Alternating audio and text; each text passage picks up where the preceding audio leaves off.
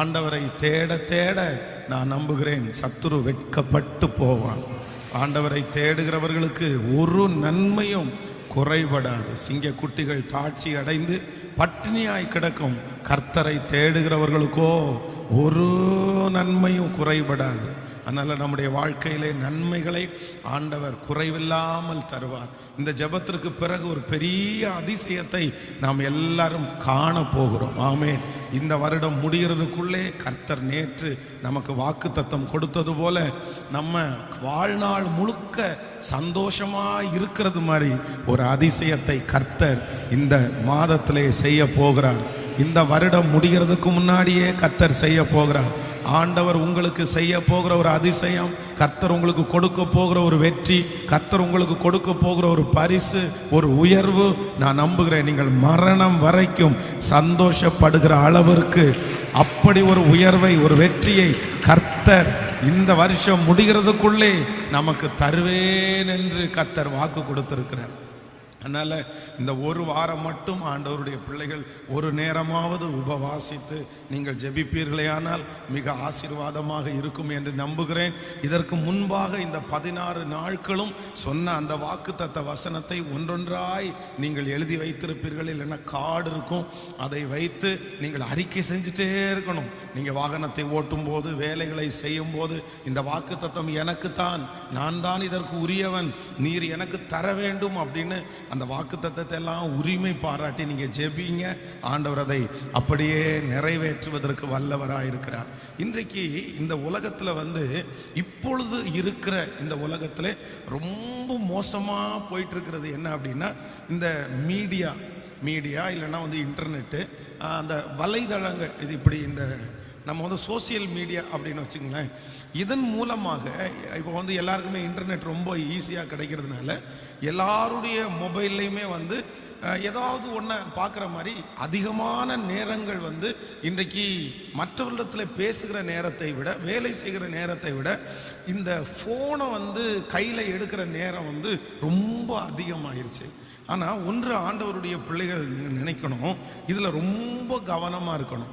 இது பிசாசு கடைசி காலங்களிலே தேவனுடைய பிள்ளைகளை வஞ்சிப்பதற்காக ஆயத்தமாக்கப்பட்ட ஒன்று. இதன் மூலமாக நம்ம செய்தியை கேட்குறோம், ஆராதனையை கேட்குறோம், நிறைய பேர் ஆண்டவரோட நெருங்குறாங்க. ஆனால் நீங்கள் பார்த்தீங்க அப்படின்னா 75% கெட்டதற்காகவும் 25% தான் நல்லதற்காகவும் பயன்படுது. ஆனால் இந்த ஜபத்தில் இரக்கம் செய்யும் வரை ஜபத்தில் நீங்கள் ஒரு தீர்மானம் எடுக்கணும். நீங்க மொபைலை கையில நம்ம எடுக்கிறதற்கென்று கண்டிப்பாக ஒரு நேரத்தை நீங்கள் வைத்துக் கொள்ள வேண்டும். ஒருவேளை அதிலேயே ஒர்க் பண்றவங்க அந்த விஷயத்துல தானே ஒர்க் பண்ண முடியும் அப்படின்றவங்களுக்கு பரவாயில்ல.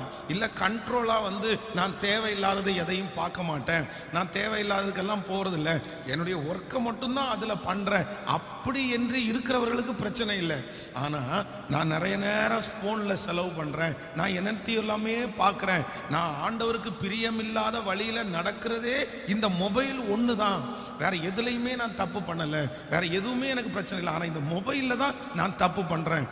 ஆனால் ஒன்று நினைத்துக் கொள்ளுங்கள், இல்ல நீங்க அதை மாற்றிக்கொள்ள வேண்டும். நீங்க எல்லாரும் ஒரு தீர்மானத்தை நீங்க எடுக்கணும். இல்ல ஆண்டவரே, குறிப்பிட்ட நேரத்தை தவிர மற்ற நேரத்தில் நான் போன் எடுக்க மாட்டேன்னு ஒரு முடிவு எடுங்க.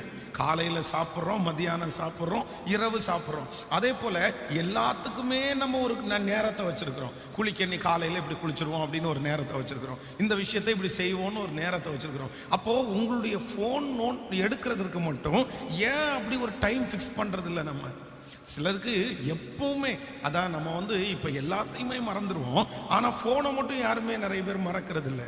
காரணம் என்னன்னா அவர்களோட ஒட்டிருச்சு. ஒன்று நினைத்து கொள்ளுங்கள், நீங்கள் போன் மூலமாக தவறு செஞ்சாலும் அந்த பாவம் கர்த்தர் சமூகத்திலே அநீதியாய் காணப்படும். நீங்க நிறைய பாவம் செய்ய வேண்டாம், ஒரு தவறு போதும். அதான் அத்தனை வருஷமாய் வியாதியாய் இருந்த மனுஷன் ஒரே ஒரு வியாதி அத்தனை வருஷம் அவனை அங்கேயே படுக்க வச்சிருச்சு, அவனுடைய வாழ்க்கை முழுவதுமாக அழிச்சிருச்சு.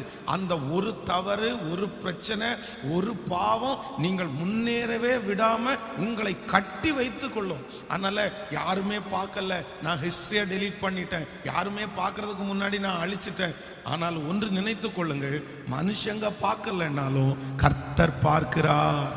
ஆண்டவருக்கு எல்லாம் தெரியும். ஆண்டவருடைய சமூகத்துல நீங்க யாரும் மறைக்கவும் முடியாது, அழிக்கவும் முடியாது. சிலர் என்ன நினைக்கிறாங்கன்னா, நம்ம பாஸ்வேர்டு போட்டிருக்கிறோம், நம்ம அதை கிளியரா வச்சுக்கிறோம், யாருக்குமே தெரியாது, அதனால நம்ம பிரச்சனை இல்லைன்னு நினைக்கிறோம். ரொம்ப ஜாக்கிரதை.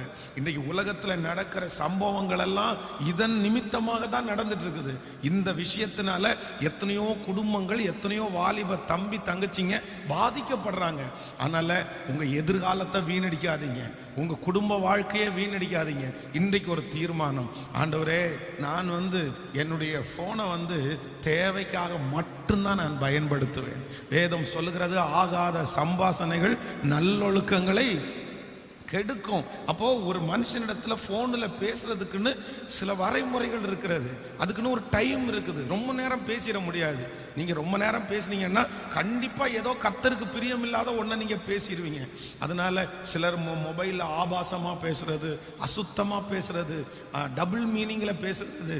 ஆண்டவருடைய பிள்ளைகளுடைய வாயிலிருந்து கெட்ட வார்த்தைகள் ஒன்றும் புறப்படக்கூடாது. தேவனை துதிக்கிற இந்த வாயிலிருந்து சபித்தல் வரக்கூடாது, அசுத்த வார்த்தை பேசக்கூடாது. நான் சொல்றேன், உங்க வாயில நீங்க சுத்தம் இல்லை அப்படின்னா நீங்க என்னதான் ஜெபம் பண்ணாலும் அது கர்த்தர் சமூகத்துல போய் எட்டாது. ஆண்டவர் ரொம்ப பார்க்கிறது என்ன அப்படின்னா, வாயின் வார்த்தைகளை பார்க்கிறார். மரணமும் ஜீவனும் நாவின் அதிகாரத்திலே, சொல்லுங்கள் எல்லாரும் சேர்ந்து சொல்லுங்கள், மரணமும் ஜீவனும் நாவின் அதிகாரத்திலே இருக்கிறது. எவ்வளவு கோபம் வந்தாலும் நம்ம பேசுறதுக்குன்னு ஒரு வரைமுறை இருக்குது. நான் கோவப்பட்டேன், கோபத்தினால 2 வார்த்தை பேசிட்டேன், மன்னிச்சுக்குங்க அப்படின்னு சொன்னா கவனிங்க, நீங்க பேசுகிற வார்த்தையை திரும்பி எடுக்கவே முடியாது. ஒரு மனுஷனுடைய வாழ்க்கையிலே இழந்தா கிடைக்காதது என்ன அப்படின்னா, நீங்க பேசுற வார்த்தையை திரும்பி எடுக்க முடியாது, உங்க கற்பை திரும்பி எடுக்க முடியாது, உங்க நேரத்தை திரும்பி எடுக்க முடியாது. இந்த 3மே நீங்க எவ்வளவு விலைக்கிரயம் செலுத்தினாலுமே திரும்ப எடுக்க முடியாது. அதனால இந்த 3 விஷயத்திலையும் ஆண்டவருடைய பிள்ளைங்க ரொம்ப ஜாக்கிரதையா இருக்கணும். ஆமென் சொல்லுங்கள். ஸோ இன்னைக்கு ஒரு தீர்மானம் எடுப்போம். ஆண்டவரே, என்னுடைய மொபைலை இல்லைனா நான் சோசியல் மீடியா இல்லைனா இன்டர்நெட் இந்த மாதிரி விஷயத்தில் நான் அந்த டைம் மட்டும் என்னுடைய தேவைக்கு மட்டும்தான் போவேனே தவிர திரும்பி இனி அதை கையில் எடுக்க மாட்டேன். ஆண்டவரே சொல்லுங்க, எல்லாரும் கைகளை உயர்த்தி அந்த அபிஷேகம் உங்களுக்கு வரட்டும். நான் அதில் நிறைய மிஸ்டேக் பண்ணியிருக்கிறேன் ஆண்டவரே, நான் தப்பு பண்ணுறதே அதில் தான். பிரதர், ஆண்டவர் தான் உங்களோட பேசுகிறாரு. சிஸ்டர், ஆண்டவர் தான் உங்களோட பேசுகிறாரு. நீங்கள் இதுக்கு முன்னாடி இப்படி இல்லை, நீங்கள் ஏன் இப்படி மாறிட்டீங்கன்னு தான் ஆண்டவர் கேட்குறாரு. நீ ஏன் மகனே இப்படி மாறிட்ட, நீ அரை மணி நேரம் கூட வேஸ்ட் பண்ண மாட்டியே, நீ அந்த அரை மணி நேரத்தில் என்னை தேடி வருவாயே. ஆனால் இப்போ உன் கையில் கொடுக்கப்பட்டிருக்கிறது, நீ என்னை தேடுகிற நேரத்தை விட அது நிறைய நேரத்தை ஆக்குபை பண்ணுதே. அதை கர்த்தர் சமூகத்தில் வையுங்கள். எல்லாரும் சத்தமா, ஆண்டவரே உங்க சமூகத்தில் நான் வைக்கிற ஆண்டவரே, இனி நேரத்தை நான் அப்படி செலவு செய்ய மாட்டேன். சொல்லுங்க முழு பலத்தோடு, தகப்பனே அதற்கு ஒரு இரக்கம் எனக்கு கிடைக்கட்டும் என்று கேளுங்கள். ஆண்டவரே, அந்த தீய காரியத்தை நான் விடணும். ஆண்டவரே அப்பா, இனி தீய காரியத்தை என் கண்கள் பார்க்க கூடாது. கர்த்தர் என் கண்களை இப்பொழுது சுத்திகரிப்பீராக ராஜா. என் பாவத்தின் தோஷத்தை கர்த்தர் நீர் மன்னிக்கிறதற்காக ஸ்தோத்திரம் ஆண்டவரே. நன்றி அப்பா, நன்றி அப்பா. ஆமென் சொல்லுங்கள். அப்போ அதை எடுக்கிறதுக்கென்று ஒரு நேரத்தை நீங்கள் வைத்து கொள்ளுங்கள். சில விஷயங்களை எல்லாம் யாராவது ஒருத்தரை போட்டு நீங்கள் மெயின்டைன் பண்ண முடியும்னா அப்படியெல்லாம் நீங்கள் நடத்துங்க. மோஸ்ட்லி என்ன பண்ணாதீங்க அப்படின்னா, அதை கையில் எடுக்கிறத தவிர்த்து கொள்ளுங்கள். ஏன்னா இன்னைக்கு பிசாசுடைய பெரிய தந்திரமே அதுதான். இந்த பிள்ளைங்க எல்லாம் நிறைய பேர் தற்கொலை பண்ணிக்கிறாங்க பாருங்க. தற்கொலை பண்ணிக்கிற பிள்ளைங்க ஏதோ ரீசனை எழுதி வச்சு தற்கொலை பண்ணிக்கிறாங்க. ஆனால் அதனுடைய ஆணி வேறே என்ன அப்படின்னா இந்த விஷயம் தாங்க, வேற எதுவுமே கிடையாது. ஏன்னா இந்த லாக்டவுன்ல சும்மா இருந்திருந்தா அதுக்கு அடிமை ஆயிட்டாங்க, அதுல இருந்து வெளியே வர முடியல. அது ரொம்ப கொடுமையா இருக்குது. அதனால உங்களுடைய பிள்ளைகளுடைய கரங்களிலே இருக்கிற போன்களை கூட தயவு செய்து நீங்க செக் பண்ற அளவுக்கு வச்சுக்கோங்க. அதுக்காக அவங்க மேல சந்தேகப்படுறது இல்லை. ஏதாவது ஒன்று பார்த்து அவங்கள்ட்ட பார்த்தீங்கன்னா அவங்களுக்கு சொல்லலாம், இந்த மாதிரி பண்ணாத, இந்த மாதிரி செய்யாத அப்படின்னு சொல்லும்போது அவங்களுக்கு கொஞ்சம் ஈஸியா இருக்கும். அதனால இப்ப இருக்கிற பிள்ளைகளை நீங்க கடினமா திட்டி அவங்கள ஆதாயப்படுத்த நடைமுறைப்படுத்த முடியாது. ஜெபம் பண்ணி அன்பினால் அவர்களை கொண்டு வர முடியும். ஆமேன் சொல்லுவோம். ஸோ இந்த ஃபோன் உங்களுக்கு எதிரியாய் மாறாமல் நீங்கள் அதை வைத்துக் கொள்ளுங்கள். அது உங்களுக்கு ஆசீர்வாதமாக இருக்கும். ஆமேன். இன்றைக்கு நமக்கு ஆண்டவர் கொடுக்கிற வாக்குத்தத்த வசனத்தை நாம் எல்லாரும் சேர்ந்து வாசிக்க போகிறோம். யோவான் எழுதின சுவிசேஷம் எல்லாரும் எடுத்துக்கொள்ளலாம். 14ஆம் அதிகாரத்தை நாம் எடுத்துக்கொள்வோம். யோவான் எழுதின சுவிசேஷம் 14வது அதிகாரத்திலே 1வது வசனத்தை நாம் எல்லாரும் சேர்ந்து வாசிக்கலாமா? உங்கள் இருதயம் கலங்காதிருப்பதாக தேவனிடத்தில் விசுவாசமாயிருங்கள், என்னிடத்திலும் விசுவாசமாயிருங்கள். இன்னொரு விஷயம் கூட வாசிக்கலாம். உங்கள் இருதயம் கலங்காதிருப்பதாக தேவனிடத்தில் விசுவாசமாயிருங்கள், என்னிடத்திலும் விசுவாசமாயிருங்கள். ஆண்டவருடைய பிள்ளைகளே, இந்த 14வது அதிகாரம் ஆண்டவராகிய இயேசு கிறிஸ்து இந்த உலகத்தை விட்டு போவதற்காக ஆயத்தப்படுகிற ஒரு அதிகாரம் தான் இந்த அதிகாரம். இந்த அதிகாரத்தை நீங்கள் முழுக்க முழுக்க வாசித்து பார்ப்பீர்களே ஆனால் தன்னுடைய சீடர்களுக்கு ஆண்டவர் பலவிதமான நம்பிக்கைகளை ஆண்டவர் தருகிறார். சில வசனங்களை நீங்கள் வாசிக்கும் போது 18வது வசனத்தை வாசிப்பீர்களே ஆனால், நான் உங்களை திக்கற்றவர்களாக விடேன், உங்களிடத்திற்கு வருவேன், இன்னும் கொஞ்ச காலத்திலே உலகம் என்னை காணாது, நீங்களோ என்னை காண்பீர்கள், நான் பிழைத்திருக்கிறபடினால் நீங்களும் பிழைத்திருப்பீர்கள். அப்போ இந்த 14ஆம் அதிகாரம் முழுவதும் ஆண்டவர் இந்த உலகத்தை விட்டு நான் போறேன், எனக்காக ஆயத்தப்பட்டிருக்கிற ஸ்தலத்துக்கு நான் போறேன், உங்களை நான் கூட்டிட்டு போவேன், திரும்ப நான் உங்களிடத்துல சேர்த்து கொள்வேன் என்று சீடர்களுக்கு பலவிதமான நம்பிக்கையை ஆண்டவர் தருகிறார். பொதுவாக இந்த சீடர்கள் எல்லாம் ஆண்டவரை எப்படி தேடினாங்க அப்படின்னு சொன்னா, ஆண்டவரிடத்துல வந்ததுக்கு அப்புறம் அவங்க வாழ்க்கை மாறிடுச்சு. அவர்கள் பலவிதமான தொழிலை செய்து கொண்டிருந்தார்கள். ஆனா ஆண்டவரை தேடி வந்ததுக்கு அப்புறம் அவங்களுக்கு நல்ல ஆகாரம் கிடைக்குது, நல்ல உயர்வு, நல்ல ஊழியம். அதனால கடைசி வரைக்கும் ஆண்டவரோட கூட டிராவல் பண்ணலாம் அப்படின்னு நினைச்சாங்க. சிலர் ஆண்டவராகிய இயேசு கிறிஸ்துவை விட வயது அதிகமானவர்களாய் கூட இருந்தாங்க அவருடைய சீடர்கள். ஆனா திடீரென்று இப்ப ஆண்டவர் இல்ல, நான் 3.5 வருஷம் தான் எனக்கு ஊழியம், நான் இந்த நாட்களை முடிச்சுட்டு நான் திரும்ப போறேன் அப்படின்னு சொல்லும் போது ஜனங்கள் எல்லாம் சோர்ந்து போவார்கள், சீடர்கள் மனம் உடைந்து போவார்கள் என்று சொல்லி கர்த்தர் அநேக வாக்கு தத்தத்தை பேசுறாரு. அதுல ஒரு முக்கியமான வாக்கு தத்தம் தான், உங்கள் இருதயம் கலங்காதிருப்பதாக. நான் போறேன்னு சொல்லிட்டு உங்களுடைய இருதயம் கலங்காதிருப்பதாக. இனி என்ன செய்ய போகிறோம், நமக்கு துணையா இருந்த ஆண்டவரே போகிறாரே அப்படின்னு உங்களுடைய இருதயம் கலங்க வேண்டாம் என்று ஆண்டவர் வாக்கு கொடுக்கிறார். இன்றைக்கு இந்த 16வது நாளிலே கர்த்தர் இந்த சத்தத்தை கேட்கிற ஒவ்வொரு இடத்திலும் என்ன வாக்கு தத்தம் பேசுறாருன்னா, உங்கள் இருதயம் கலங்காதிருப்பதாக, உங்கள் இருதயம் கலங்காதிருப்பதாக. ஒருவேளை இந்த சத்தத்தை கேட்கிற உங்களுடைய இருதயம் ஏதோ ஒன்றை நினைத்து கலங்கி போய் வந்திருக்கலாம். நீங்கள் உங்களுடைய இருதயம் முழுவதும் கலக்கத்தால் நிரம்பி இருக்கலாம். ஆனா ஆண்டவர் வாக்கு கொடுக்கிறார், நீங்கள் நினைக்கிற காரியத்தை கர்த்தர் வெற்றியாய் முடிப்பார். கர்த்தர் அந்த காரியத்துல உங்களோடு கூட இருப்பார். அது தீமையாய் நடக்காது, அது நன்மையாய் தான் நடக்க போகுது. ஆதலால் உங்களுடைய இருதயம் கலங்க வேண்டிய அவசியம் இல்லை. உங்கள் பிள்ளைகளை நினைத்து உங்கள் இருதயம் கலங்க வேண்டிய அவசியமே இல்லை. கர்த்தரிடத்தில் விசுவாசமாயிருங்கள். ஆமென் சொல்லுங்கள். ஒரு நாள் ஆலயத்திலே நான் ஜெபித்து கொண்டிருக்கும் போது ஒரு 55 வயது மதிக்கத்தக்க ஒரு தகப்பனாரும் தாயாரும், அந்த தாயார் முன்னாடியே வந்தாங்க. முன்னாடி அந்த திருச்சபையிலே அப்படியே சாஷ்டாங்கமாய் விழுந்து சத்தமா ரொம்ப சத்தமாய் அப்படியே அழுதாங்க. அப்ப எனக்கு அந்த சத்தத்தை கேட்க கேட்க ரொம்ப இரக்கமா இருந்துச்சு. அப்ப அவங்களுடைய பக்கத்துல போனேன், அவங்க தலை மேல கையை வச்சு அப்படியே தடவிட்டே இருந்தேன். என்னம்மா பரவாயில்ல சொல்லுங்க, ஜெபம் பண்ணுவோம் அப்படின்னு. அப்ப அந்த அம்மா அப்புறம் ஒரு 5-6 நிமிடத்திற்கு தாண்டி எந்திரிச்சு அவங்க அப்படி சொல்லிட்டே இருக்கும்போது ஒரு ஐயா அவர் தன்னுடைய ஒரு கையினால குச்சியை பிடிச்சு நொண்டி நொண்டி நடந்து வந்தார். அவருடைய 2 கால்கள்லையும் கட்டு ஃபுல்லாக கட்டு போட்டுருந்துச்சு. அவர் சேர்ல அப்படியே உட்கார்ந்தாரு. அப்போ அவங்க சொன்னாங்க, ஐயா நாங்கள் திருநெல்வேலியிலிருந்து கோயம்புத்தூர் பட்டணத்திற்கு வந்தோம், இங்கே நிறைய சம்பாதிச்சோம், ஒரு பெரிய மளிகை கடை வச்சிருந்தோம், ஒரு வீடு வாங்கினோம், எங்களுக்கு 2 பசங்க, எல்லா ஆசீர்வாதமும் எங்களுக்கு இருந்துச்சு. திடீர்னு எங்க கணவனாருடைய காலில் ஒரு புண்ணு வந்துச்சு. அந்த புண்ணு செப்டிக் ஆகி பெரிய புண்ணாகி அந்த ஒரே ஒரு புண்ணுக்காக எங்க வீட்டை வித்துட்டோம், எங்க கடையை வித்துட்டோம், எங்க சொத்துக்கள் எல்லாமே பறி போயிருச்சு. இன்னைக்கு நான் ஒன்றும் இல்லாமல் நடுத்தருவுக்கு வந்துட்டோம். இப்போ கடந்த 2 நாளைக்கு முன்பாக நான் ஹாஸ்பிட்டலுக்கு போகும்போது டாக்டர் செக் பண்ணிட்டு இந்த காலை கட் பண்ணி எடுக்கலைன்னா அவருடைய உயிருக்கே ஆபத்துன்னு சொல்லிட்டாங்க.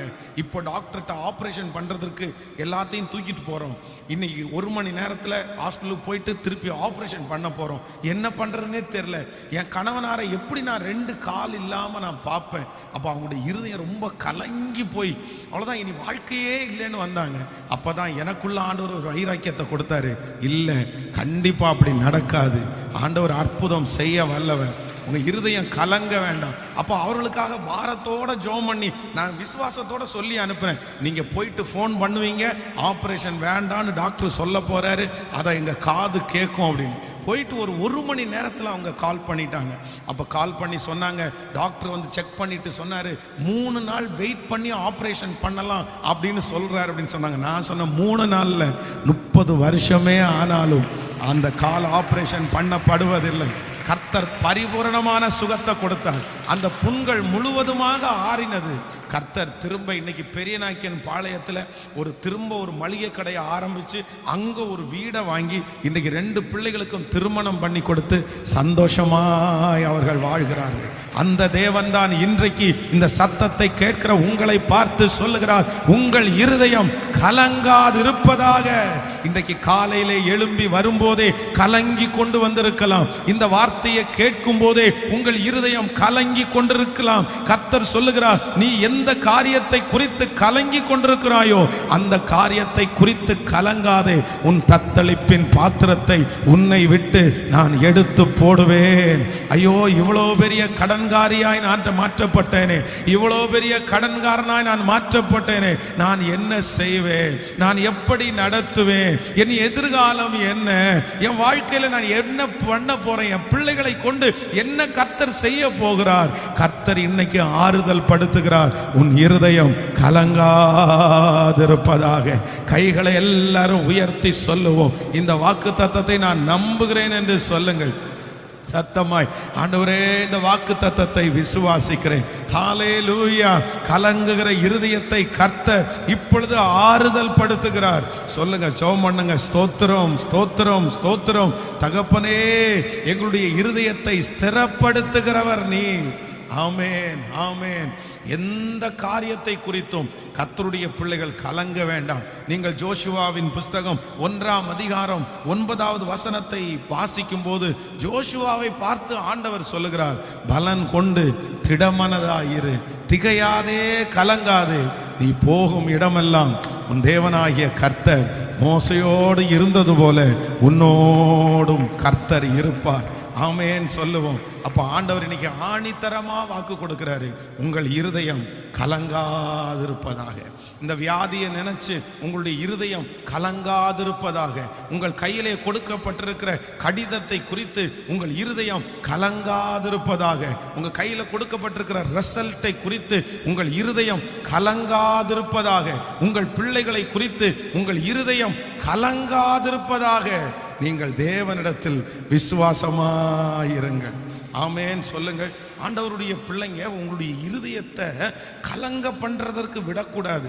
கலங்கடிக்கிறவன் யார் அப்படின்னா பிசாசுதான் கலங்கடிப்பான். நீங்கள் ஒரு வசனத்தை வாசிக்க முடியும். உபாகமம் எடுத்துக்கொள்ளுங்கள். உபாகமம் 20ஆம் அதிகாரத்தை எடுத்துக்கொள்ளலாமா? உபாகமம் 20ஆம் அதிகாரத்திலே 3வது வசனத்தை நம்ம வாசிக்க போகிறோம். உபாகமம் 20ஆம் அதிகாரத்திலே,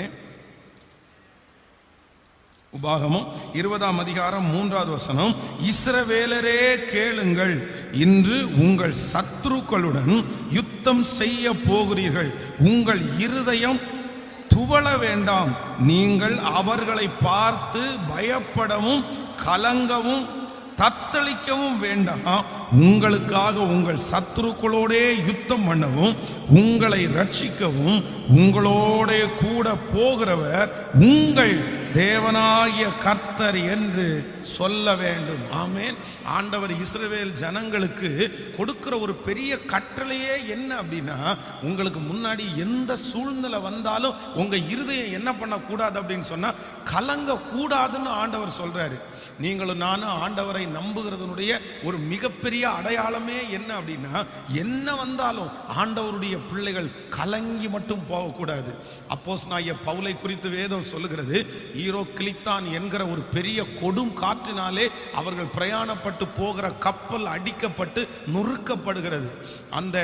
அந்த இடத்துல இருக்கிற படை தளபதி அப்போஸ்தலனாகிய பவுலுடைய வார்த்தையை விட மாலுமியினுடைய வார்த்தைக்கு அதிகமாய் நம்பினார். அதனால அங்க ஒரு பெரிய ஆபத்து உண்டாகிறது. அப்ப எல்லாருடைய இருதயமும் மரண பயத்தினால கலங்கி போயிருக்கிறது.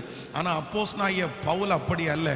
அதனாலதான் கர்த்தர் அவனை சந்திச்சு சொல்றாரு, பவுலே, நீ பயப்பட வேண்டிய அவசியம் இல்லை, நீயும் உன்னோடு கூட இருக்கிற ஜனங்களும் காப்பாற்றப்படுவீர்கள். அப்போ இன்னைக்கு முதல் ஒரு தீர்மானம் எடுங்க. எந்த பிரச்சனை வந்தாலும் உங்க இருதயம் என்ன பண்ணக்கூடாதுன்னா கலங்கவே கூடாது. ஏன் கலங்க கூடாதுன்னா, கர்த்தர் சொல்றார், நான் உன்னோடு கூட இருக்கிறேன். ஆமென் சொல்லுங்கள். கலங்கிறது போல எந்த காரியம் வந்தாலும் நீங்க ஒரு தீர்மானமே எடுங்க, இனி நான் கலங்க மாட்டேன் ஆண்டவரே. இதுவரைக்கும் உங்களுடைய வாழ்க்கையிலே எத்தனையோ காரியத்துல நீங்கள் கலங்கி போனீர்கள், நினைச்சு நீங்க பயப்பட்டீங்க. பாருங்க, எத்தனை விஷயம் உங்களுக்கு தீமையா முடிஞ்சிருக்கு. நீங்க கலங்கின காரியம் கலக்கமாகவே எத்தனை முடிஞ்சிருக்கு. இல்லவே இல்லை. ஆண்டவர் அதை சரி பண்ணிட்டார்ல. நீங்க பயப்பட்டதான் வீணா போயிடுச்சு, நீங்க கலங்கினதான் வீணா போயிடுச்சு. இப்பொழுதும் கர்த்தர் வாக்கு கொடுக்கிறார், நீங்க கலங்க வேண்டாம், நான் உங்களுக்கு நன்மையாகவே முடிய பண்ணுவேன். ஆமென் சொல்லுங்கள். இந்த வசனத்தை நான் தியானித்துக் கொண்டிருக்கும் போது ஒரு 3 காரியத்தை வேதத்திலிருந்து கண்டுபிடித்தேன். அப்படின்னா ஒரு தேவனுடைய பிள்ளை கலங்கவே கூடாத ஒரு 3 காரியம் வேதத்தில் எழுதப்பட்டிருக்கிறது. வேதத்தில் வாசிக்கலாம். 1 சாமுவேல் 17ஆம் அதிகாரத்தை நம்ம எடுத்துக்கொள்ள போகிறோம். 1 சாமுவேலின் புஸ்தகம் 17ஆம் அதிகாரத்திலே ஸ்தோத்திரம் 11வது வசனத்தை நம்ம வாசிக்க போகிறோம். 1 சாமுவேலின் புஸ்தகம் 17ஆம் அதிகாரத்திலே 17ஆம் அதிகாரம் 11வது வசனத்தை வாசிக்கலாமா? 11வது வசனத்தை வாசிக்கலாம். சவுலும் இஸ்ரவேலர் அனைவரும் அந்த பெலிஸ்தியனுடைய வார்த்தையை கேட்டு கலங்கி மிகவும் பயப்பட்டார்கள். தாவீது என்பவன் யூதாவிலே உள்ள பெத்லேகமின் ஊராகிய ஈசா என்னும் பேருள்ள எப்ராத்தியா மனுஷனுடைய குமாரனாயிருந்தான். கையை உயர்த்தி ஒரு அல்லேலூயா சொல்லுவோம். சவுலும் இஸ்ரவேலர் அனைவரும் அந்த பெலிஸ்தியனுடைய வார்த்தையை கேட்டு கலங்கி மிகவும் பயப்பட்டார்கள். அப்போ இந்த இடத்துல கோலியாத் என்கிற ஒரு மிகப்பெரிய ராட்சதன் முன்பாக நிற்கிறான். அவனுடைய தோற்றம் ரொம்ப பெருசா இருக்குது. அவனுடைய வாயிலிருந்து அவன் வார்த்தையை பேசுறான். என்ன பேசுறான் அப்படின்னா, உங்களில் ஒருவனை தெரிந்து கொள்ளுங்கள், அந்த ஒரே ஒருத்தன் என்னோடு கூட சேர்ந்து என்னோடு கூட சண்டை பண்ண வரட்டும்.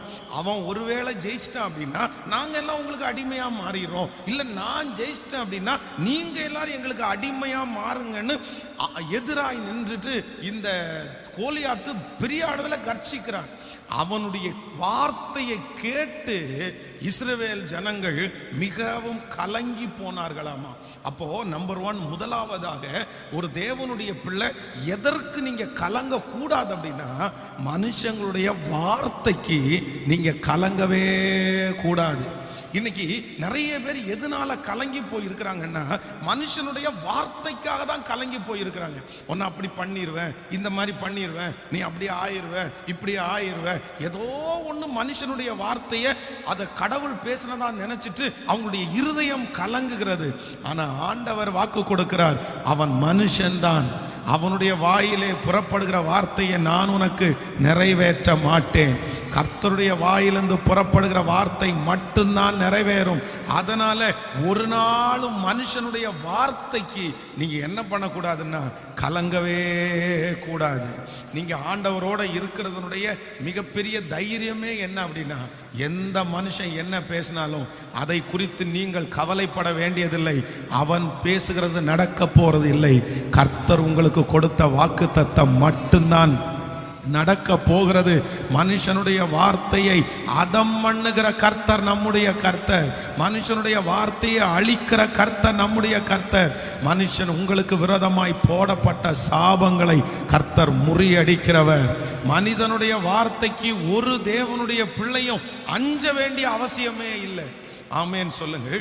சிலர் மனுஷனுடைய வார்த்தைக்கு எப்படி பயப்படுறாங்கன்னா, பேசுகிற நபரை வைத்து பயப்படுறாங்க. பேசுகிற ஆள் சாதாரணமான ஒரு ஆளா இருந்தா சரி, அவன் பேசிட்டு இருக்கான், அவன் பேசிட்டு போறான் அப்படின்வாங்க. ஆனா பேசுற ஆள் ஒரு முக்கியமான ஆளா இருந்தாருன்னு வைங்களேன், ஒரு மதிப்புக்குரிய கனத்துக்குரிய அவருக்கு பெரிய பேக்ரவுண்டோட இருந்தா அவங்க வார்த்தைக்கு பயங்கரமா பயப்படுவாங்க. இங்கே இஸ்ரவேல் ஜனங்களும் அதைத்தான் செய்யறாங்க. பேசுற ஆள் ரொம்ப பெரிய ஆள் ஆயிடுச்சுல்ல, அந்த கூட்டத்திலேயே இன்னொரு மனுஷன் பேசியிருந்தா அவ்வளவு பயப்பட்டிருக்க மாட்டாங்க. ஆனா கோலியாத்து பேசின உடனே ஆளுடைய தோற்றத்தை பார்த்து பயப்படுறாங்க. ஆனா அங்கே ஒரு தாவீது இருக்கிறான். அந்த கோலியாத்தினுடைய வார்த்தைக்கு அவன் பயப்படவே இல்லை. நீ எவ்வளவு பெரிய ஆள் வேணாலும் இருக்கலப்பா, உன்னை விட என் ஆண்டவர் பெரியவர். நீ பட்டயத்தோடும் ஈட்டியோடும் வருகிறாய், நீ நிந்திக்கிற இஸ்ரவேலின் இராணுவங்களின் சேனைகளுடைய தேவனுடைய நாமத்திலே நான் உன்னிடத்திற்கு வருகிறேன். அப்போ ஆண்டவருடைய பிள்ளைகளுக்கு ஒரு பெரிய தைரியம் வரணும். நான் கலங்க மாட்டேன். எதுக்கு கலங்க மாட்டேன்னா, மனுஷனுடைய வார்த்தைக்கு நான் என்ன பண்ண மாட்டேன்னா, இது ஒரு பெரிய ஸ்பிரிட், இது ஆவியினாலே தாக்கப்பட்டவர்கள் இருக்கிறாங்க. அவங்க உங்களிடத்துல பேசினாலே உங்களுக்கு என்ன வரும் அப்படின்னா, அப்படியே கலக்கம் வந்துட்டே இருக்கும். ரொம்ப கலக்கம் வரும். உங்களை கலங்கி போக பண்ணுவார்கள். பிள்ளைகளை குறித்து குடும்பத்தை குறித்தெல்லாம் சொல்லுவாங்க. இல்லை இல்லை, என் இருதயம் என்ன பண்ணாதுன்னா கலங்கவே சிலர் ஊழியக்காரர்கள் பேசுகிறத கேட்டு கலங்கி போவாங்க. அதான் பொதுவாக நிறைய பேருக்குள்ள ஊழியக்காரர்கள் சபிச்சா நடக்குமா அப்படின்ற ஒரு சந்தேகம் இருக்குது. ஊழியக்காரங்க சாபம் போட்டா நடக்குமா? சொல்லுங்க, நடக்குமா? நடக்காதுன்னு ஒரு கூட்டம், நடக்கும்னு ஒரு கூட்டம். கவனிங்க, ஒன்று நினைத்துக் கொள்ளுங்கள். வேதம் சொல்லுகிறது, காரணம் இல்லாமல் விட்ட சாபம் தகாது. காரணம் இல்லாமல் விட்ட சாபம் தகாது. ஒரு ஊழியக்காரனுக்கு விரோதமாக எழும்பி ஒரு ஊழியக்காரனுடைய குடும்பத்தை கஷ்டப்படுத்தி அவர்களை நீங்க அடிமைப்படுத்தினீங்க, இல்லை ஏதோ கர்த்தருக்கு விரோதமா பண்ணினீங்க, அவங்க ஏதோ மனம் பதறி வாய் பதறி சொன்னா ஒருவேளை நிறைவேறலாம். ஆனாலும் நான் நம்புகிறேன், சாபங்களை ஆசீர்வாதமாய் மாற்றுகிறவர் கர்த்தர். ஊழியக்காரனுடைய வாயிலிருந்து சாபமான வார்த்தை வராது. நல்ல ஊழியக்காரங்க சபிக்க மாட்டாங்க. ஆமென். கர்த்தர் சொல்லுகிறார், ஆசீர்வதித்தலே அன்றி ஒருவரையும் சபியாதிருங்கள். ஆபிரகாமை குறித்து வேதம் சொல்லுது, அவன் ஆசீர்வதித்தானே தவிர யாரையுமே சபிக்கல. அப்படி ஒரு ஊழியக்காரர் உங்களை சபிக்கிறாருன்னா, நான் பலிபீடத்திலிருந்து சொல்றேன், கண்டிப்பா அவர் நல்ல ஊழியக்காரரா இருக்க முடியாது. நல்ல ஊழியக்காரனுடைய வாயிலிருந்து எச்சரிப்பு வார்த்தை வரலாம், உங்களை கரெக்ட் பண்ற வார்த்தை வரலாம், ஆனா சபிக்கிற வார்த்தை கண்டிப்பாய் வராது. அதனால யாராவது ஒருத்தர் ஊழியக்காரர்களே உங்களை சபிச்சாலும் நீங்க என்ன பண்ண வேண்டாம், பயப்பட வேண்டாம். எப்படி பிழையாம் தேவனுடைய ஊழியக்காரன், மகா பெரிய தீர்க்கதரிசி, அவனுடைய வாயிலிருந்து வர்ற வார்த்தை எல்லாம் அப்படியே நடக்கும். அப்பதான் எதிரி நாட்டினுடைய ராஜா கூலி பேசி அவனை கொண்டு சபிக்கிறதற்காக நிறுத்துகிறான். வேதம் சொல்லுது, அவன் வாயை திறந்து ஜனங்களை சபிக்கிறதற்காக ஆரம்பிக்கிறான். அது அப்படியே என்னவா வருதுன்னா ஆசீர்வாதமா வருது. உங்க பாஸ்ட் ஒருவேளை உங்களுடைய ஊழியக்காரர் உங்களை சபிக்கிறாருன்னா, நான் சொல்றேன், அது ஆசீர்வாதமா உங்க தலை மேல வரட்டும். ஆனால் எந்த மனுஷனுடைய வார்த்தைக்கும் நீங்க என்ன பண்ணக்கூடாதுன்னா கலங்கவே கூடாது. ஏன்னா அது எல்லா வார்த்தையை விட இயேசுவின் வார்த்தை பெரியது. கர்த்தர் அப்படி பேசினாரா, கர்த்தர் அப்படி சொன்னாரா, ஆண்டவர் அப்படி நடத்துறாரா, நம்ம பயப்படலாம். ஆனா நான் நம்புறேன், கர்த்தர் ஒரு நாளும் அப்படி செய்யவே மாட்டார். எல்லாரும் கையை உயர்த்தி இப்ப சொல்லுவோம், ஆண்டவரே, மனுஷனுடைய வார்த்தைக்கு நான் கலங்கவே மாட்டேன். எனக்கு தெரியும், இந்த ஜெபத்துல யாரோ ஒருத்தர் அந்த வார்த்தையை கேட்டுக்கொண்டிருக்கிறீர்கள். கொஞ்ச நாட்களாகவே சிஸ்டர், பிரதர், எங்க அன்பு தாய் தகப்பனே, மனுஷனுடைய வார்த்தையை கேட்டு கேட்டு கலங்கி போய் நிற்கிறாய். ஒரு டாக்டருடைய வார்த்தையை கேட்டு நீ கலங்கி போய் நிற்கிறீர்கள். ஓ, உங்களுடைய எதிர் வீட்டு மனுஷனுடைய வார்த்தையை கேட்டு கலங்கி போயிருக்கிறீர்கள். ஆனா கர்த்தர் வாக்கு கொடுக்கிறார், அந்த மனுஷன் சாதாரணமான மனுஷன் தான். நீ அவனுடைய வார்த்தைக்கு ஏன் கலங்குகிறாய்? நீ கலங்க வேண்டிய அவசியம் அவசியம் இல்லை. அந்த மனிதனுடைய வாயிலிருந்து புறப்பட்ட வார்த்தை நடக்காது, அது நடக்க போவது இல்லை. அதன்படி நான் உனக்கு செய்ய மாட்டேன். அவனோடு இருக்கிறவர்களை பார்க்கலும் உங்களோடு இருக்கிற தேவன் பெரியவர். அவனிடத்தில் இருக்கிற வார்த்தையை விட இயேசு உங்களுக்கும் எனக்கும் சொன்ன வார்த்தை பெரியது. கைகளை உயர்த்தி இயேசுவே சொல்லுங்கள், ஆண்டவரே, இனி நான் ஒரு நாளும் மனுஷனுடைய வார்த்தைக்கு நான் கலங்கவே மாட்டேன். ஆமென் சொல்லுங்கள்.